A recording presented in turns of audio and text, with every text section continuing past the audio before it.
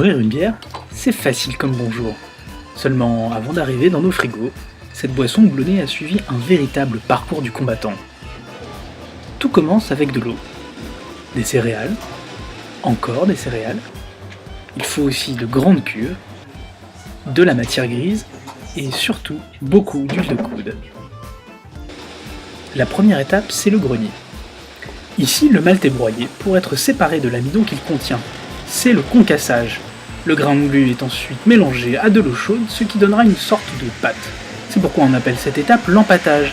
C'est là que commence vraiment le travail de brassage.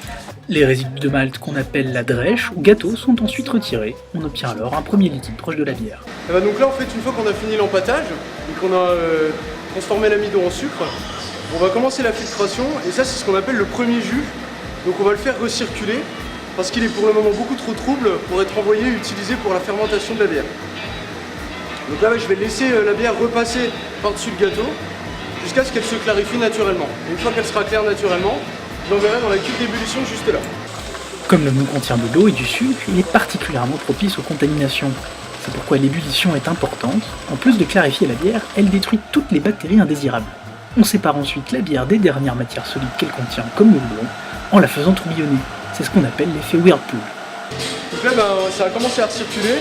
Donc on a un mou qui est un petit peu plus clair, mais il ne l'est pas encore suffisamment puisqu'on a encore des grosses particules dedans. Donc ça trouble trop la bière pour le moment, donc on va attendre encore un petit peu. Et dans 5 minutes, normalement, ça devrait être bon. Arrive alors l'étape fatidique de la fermentation, où le sucre et la levure vont travailler de concert pour fabriquer l'alcool, la pétillance et surtout le goût de la bière. Suivant la recette, on stocke alors le brassin en cuve ou en tonneau durant plusieurs jours, mais attention à bien respecter la température de conservation si l'on ne veut pas rater son brassage. C'est après ce long processus que la bière est finalement prête à partir pour la mise en bouteille et à être dégustée avec modération, bien évidemment.